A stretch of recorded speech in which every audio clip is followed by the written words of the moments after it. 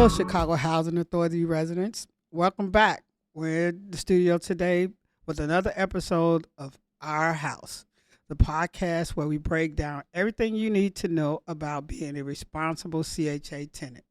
Whether you are new to CHA or a long-time resident, today's episode is all about CHA's Victim Assistance Program. We're joined today in the studio with our CHA Clinical Service Manager, Miss Anne Lehocky. Welcome, Anne. Thank you, Crystal. I'm really glad to be here today. We're excited to have you here today, Anne, just to talk about a program a service that CHA services our residents through you, the Victim Assistance Program.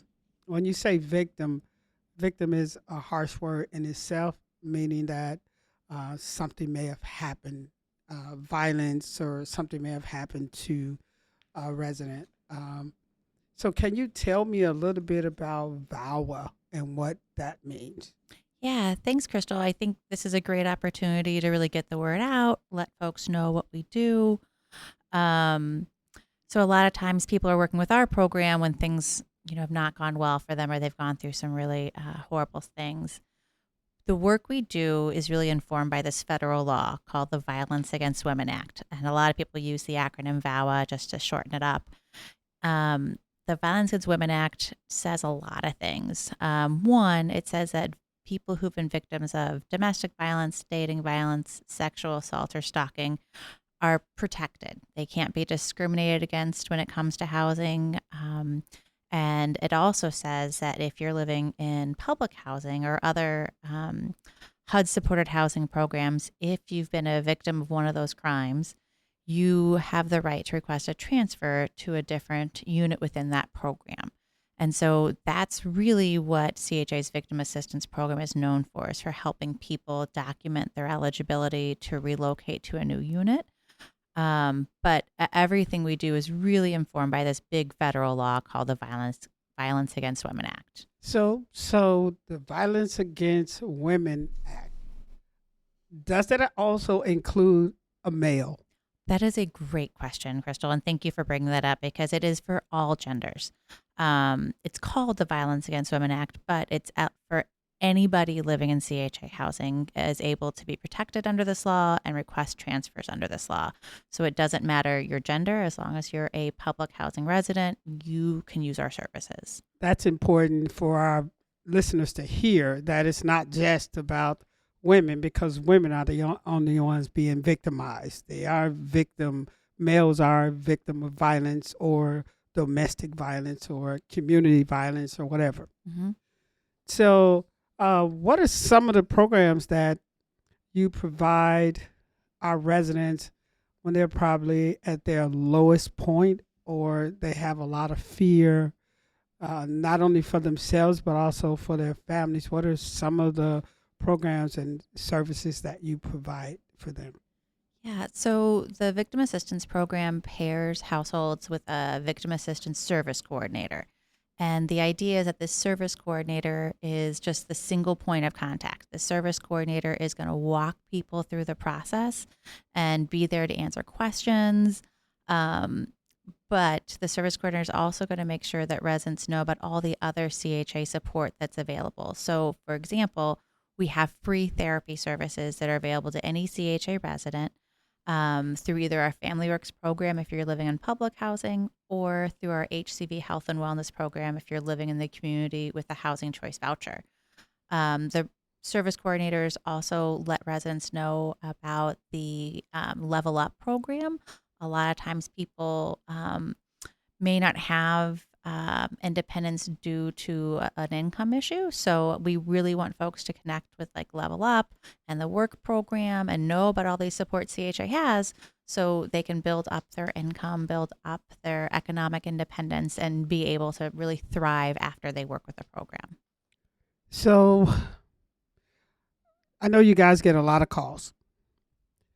You get a lot of calls from families that may have been victimized in some form. Probably many of the calls do not qualify for victim assistance. Can you give us a little bit about what really a person has to have been through or is going through in order to qualify? Yeah, And what do they need to have? great question. It's important to know that our information line is available for anybody, and I encourage anybody to call us with questions. Whether or not somebody's eligible for a relocation, our information line is there to answer questions, is there to connect residents with other services. And it's a free call. We prioritize answering all the calls to that line. So there's one person each day who's dedicated to answering the information line calls. We take turns at it, but it's just really important to know that anybody can call us.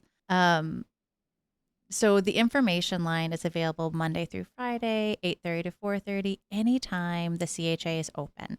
We can be reached at 312-913-7396.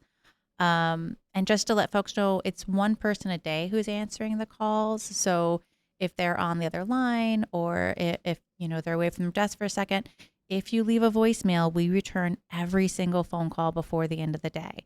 So it's really important to leave a voicemail message. Otherwise, we don't know, to call you back or who you are. And if people have a hard time reaching us by phone, maybe they don't have voicemail set up, or maybe they can't talk on the phone for very long, they can also email us.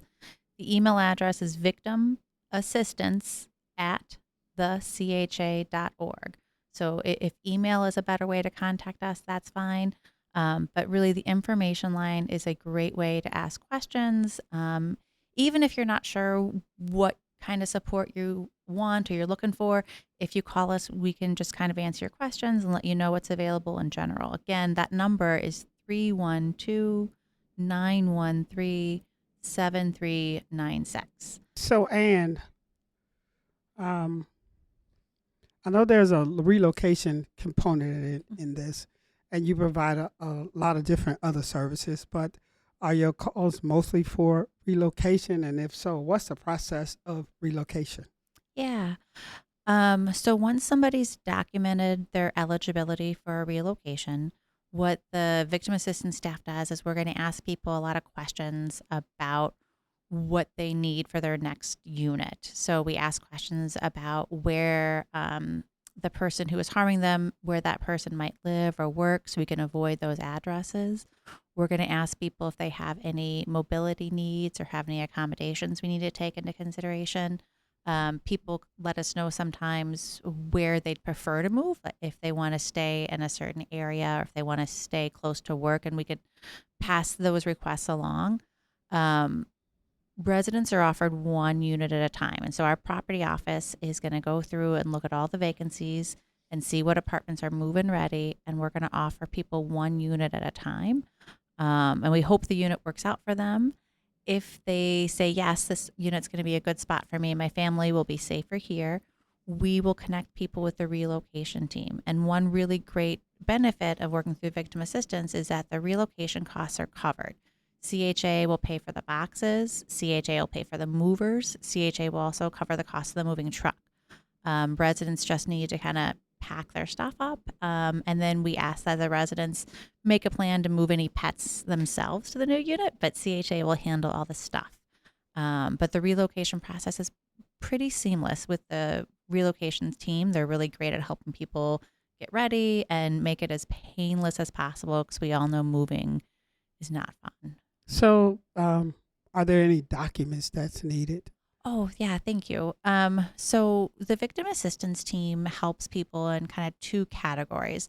The first category is people who are eligible for what's called a VAWA emergency transfer. So those are people who have told us that they're a victim of either domestic violence, dating violence, sexual assault, or stalking. And the VAWA law says that residents who are requesting a transfer under the Violence Against Women Act, it is their choice what documentation they submit to show their eligibility. So sometimes people will submit the HUD certification forms. Sometimes people will submit police reports, and sometimes they'll submit no contact orders. It's their choice. The second category of people that we work with, and this is where the CHA has expanded the program beyond what the law requires of us. CHA chose to expand the program and also give an opportunity for people who are victims of community violence to request a transfer. In order to be eligible for a transfer under community violence, residents have to document that they've been the targeted victim of a life-threatening crime that happened on the CHA property. And for that type of transfer, they do have to submit a third-party document. Oftentimes, that's the police report, but sometimes people use things like letters from the state's attorney's office, letters from Chicago police. If the police think that they need to relocate, they'll write a letter of support. Sometimes it'll be letters from other attorneys, but it just depends on the reason somebody's requesting a transfer. And the nice thing is the service coordinators, you don't have to know kind of what category you're going or what's happening. The service coordinator is there to walk you through it and to really let you know what you could submit, and give you suggestions, and also kind of just walk that path with you as you're documenting it. Do I have to move out of a community that I've probably been in all my life and my children go to school there, there are doctors there? Do I have to move out of that community? And if so, what's the distance? Yeah, I mean, it's hard, right? Because if you don't want to live somewhere that's unsafe, but it can be really difficult to kind of start again, start fresh in a new neighborhood. Yeah. In general, the victim assistance program is always going to move you out of that current development in that current area. Again, we're going to pass along any preferences residents have. We're going to pass along any requests they have as far as specific locations. But typically they are moved out of that current development. And we try to avoid all the unsafe addresses they gave us. But so a resident can say, I don't want to go over there because I don't want to go into that community because I'm afraid there's some people that live over there. They may come and harm me. Or I don't want to go over there because I know some people over there that may be looking for me. And you take those things in consideration when you're trying to find a unit. Mm-hmm. Yeah, residents can list as many unsafe spots as they have.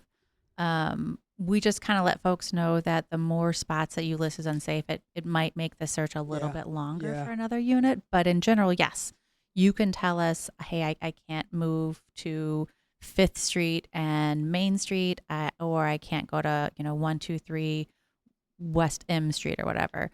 But yeah, we want to know what's unsafe because what we offer you, we want it to be a good fit for you and your family.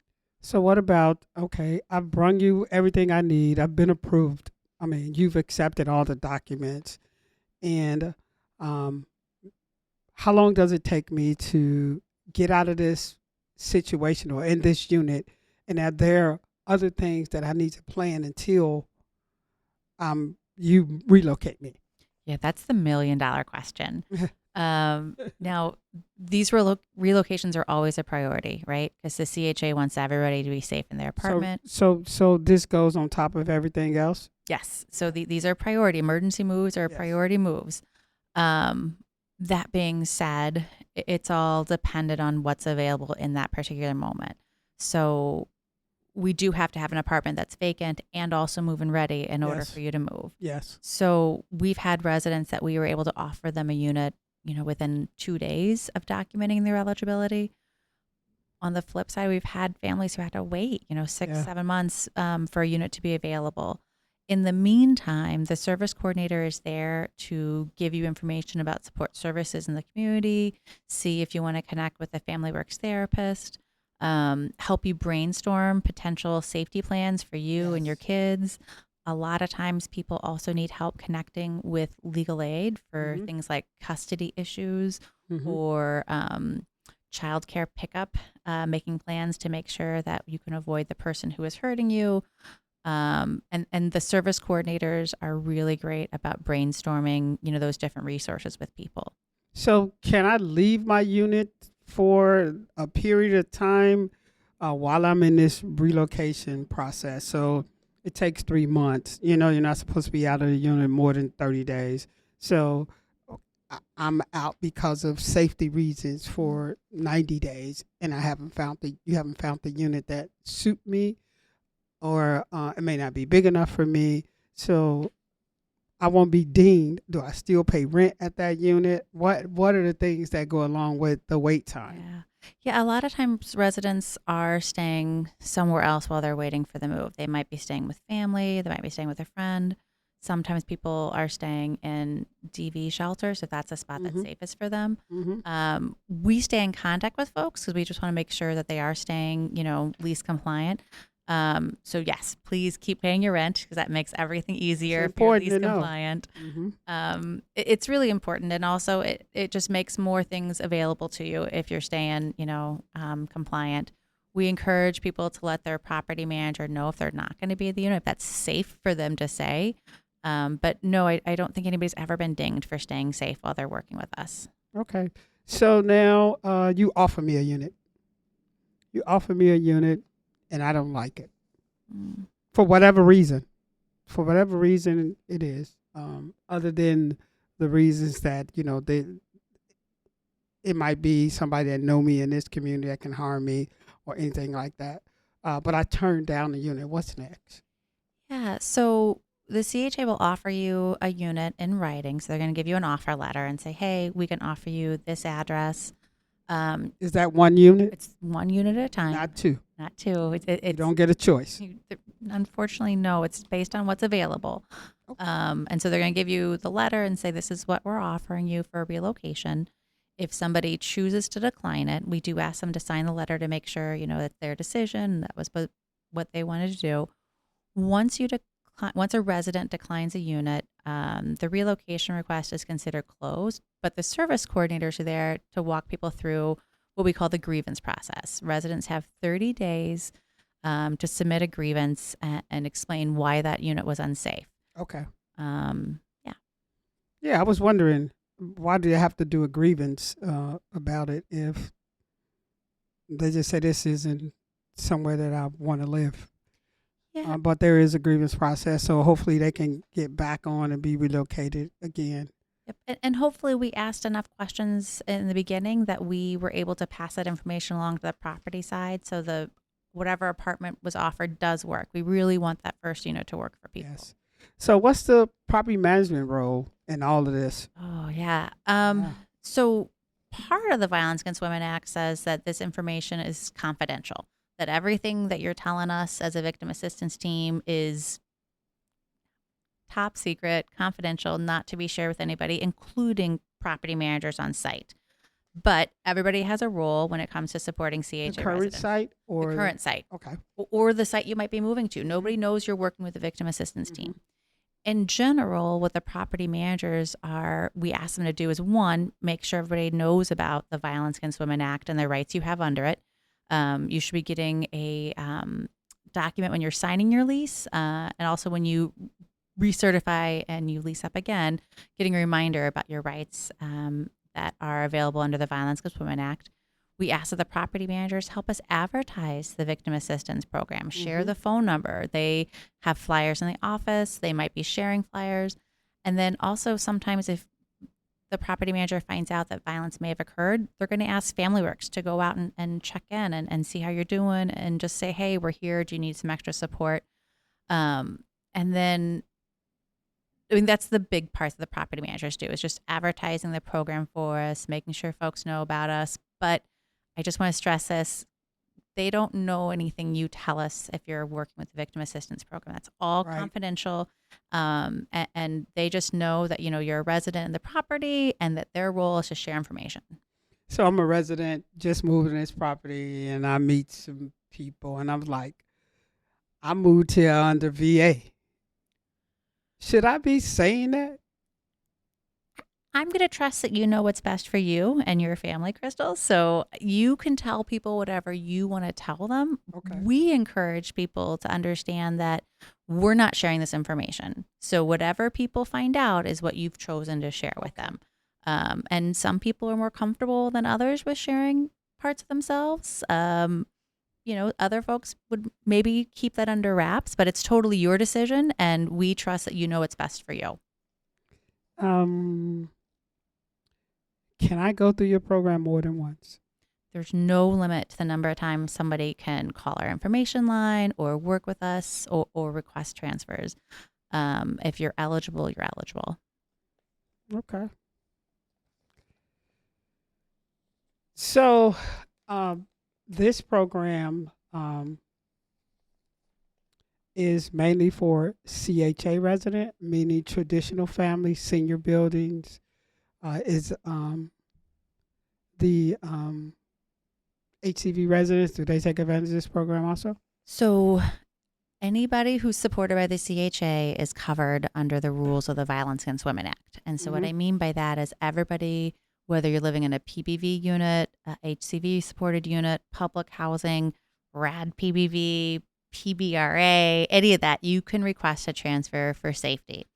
Now, our victim assistance program with the service coordinators, that is limited to residents living in public housing. So if you are a housing choice voucher holder and you're looking for some extra support, we do have other things available for you. So we have the HCV Health and Wellness Program. We have a really amazing therapist who's there to help people with case management services, but also free therapy services if you're interested. And if you're not sure what program you're in, not sure, what kind of housing you are, just call the Victim Assistance Information Line and we'll answer your questions. It's not unusual because there's so many different programs to not know for sure which one you're in. Just call us and we'll make sure you get connected with the right people. So we do have something that if an HCV family called, because all those other programs are under HCV, somebody could guide them to where they need to go. Yes. Do the police department provide any services along with CHA? So we've definitely partnered with CPD. There's a Crime Victims Council that we've sent members to and that we've been represented at. We've worked with detectives in the past to help them document folks' eligibility. But it's important to know that the Victim Assistance Program is not the same as the police. So if you are in immediate danger and you call us, we're going to tell you hang up and call 911. So while we do work with the police department, we are not the same as the police department. Good information to know. I hope that the audience is kind of clear about how the program actually worked, because I know many times your office gets calls and they wonder why they were not relocated, because it may have not fit the criteria of what victim assistant is, neighbor to neighbor. I got a neighbor to neighbor, or, the neighbor across the yard fighting each other. Would they qualify for it? Yeah. So thank you for bringing that up. It's not uncommon for sometimes. It's common. Not everybody gets along in this world, right? And we don't always have to be best friends with our neighbors. That being said, neighbor disagreements or households that are fighting each other are not necessarily eligible for victim assistance services. So that community violence is a pretty severe threshold. In order to be eligible, it's life-threatening crime that happened on the property that's targeted to you or somebody on the household. Verbal fights, back and forth, simple things like that. Just, I would encourage people to be lease compliant and just remind everybody that you don't want to get in a situation where both you and your neighbor are getting lease violations for being either loud or chaotic or just inappropriate. We can't move everybody who doesn't get along. I wish we lived in a world where anything was possible and everybody got everything they wanted, but no. The answer is no. Suppose my car got shot up in a drive-by. A bullet went through my window by drive-by, or somebody was out shooting, and does that qualify for me to be relocated? Well, that's horrible that you went through that first, and I'm really sorry that there was any damage. And unfortunately, living in a city, living anywhere right now in the United States, crime and violence can happen absolutely anywhere. If it was targeted towards you, that might be a reason you could be relocated. But if it was just totally random, you weren't the target, it was just bad luck, no, we wouldn't be able to relocate you for that. Targeted meaning that they shot up your house intentionally. Shot up your car intentionally. Yeah, I mean, there's been, really horrible situations where, police said, hey, this house was being targeted or this family was being targeted and we need you to relocate them for safety. And when those things get documented, yes, that would show eligibility. So I'm just hoping that our families understand why it's important. The VOWA law is important and why victim assistance is such a help for families, especially when they're at their weakest and at their worst time. And that they're able to take advantage of the victim assistance program. But before we leave, can you just give me some statistics about how often victim assistance and the VOWA Violence Against Women Act is being utilized? Yeah, I mean, in general, I just want to remind everybody, if you have questions, you're not sure, call our information line. 312-913-7396.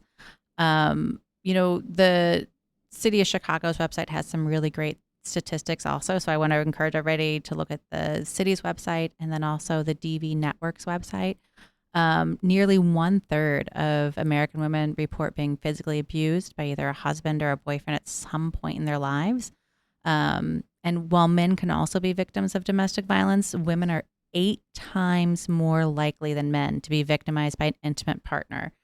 Women are most at risk when they're trying to leave a situation and also when they're pregnant. So we just want to remind everybody, it's nothing you did. You did not deserve this. Nobody deserves this. That's important. That's so important. So important. And if you call us, we want to support you. We want to help you as best we can. We're here to answer questions. We may not always be the right fit. So that way we're going to help you research maybe some other community options, maybe see what else is out there. It's really, really scary to think about these things happening in our community, but they do. So even if maybe this isn't happening to you, I always encourage our residents to have this number, either the flyer saved or maybe our phone number saved, because you may not need it, but somebody else might. Maybe it's a neighbor, maybe it's a friend or a family member. There's also a couple local numbers I want to give people too. There is the Illinois Domestic Violence Hotline. Now, this domestic violence hotline is answered 24/7, and it can give people information about resources and also emergency shelters and legal aid. It's 877-863-6338. And then there's also the Chicago Rape Crisis Hotline, and that's 888-293-2080. Thank you, Anne. Thank you for coming on the show today. You've given a lot of information on how to actually work the VOWA program, victim assistance program, that our families can come out safe, come up with some plans on how to get out of the situation. But I think it's really important for them to know that it's not your fault. Thank you, Crystal. That is so right. It is not your fault. If you're being abused, it is not your fault. It's never your fault. It's the abuser. That's absolutely right. So call us up if you need our support. Again, Ann, that number is 312-913-7396, or you can email us at victimassistance@thecha.org. Thank you, Ann, so much. Thank you. Thanks for tuning into this episode of Our House. If you found the information helpful, be sure to share it with a fellow CHA neighbor and rate us on your favorite podcast.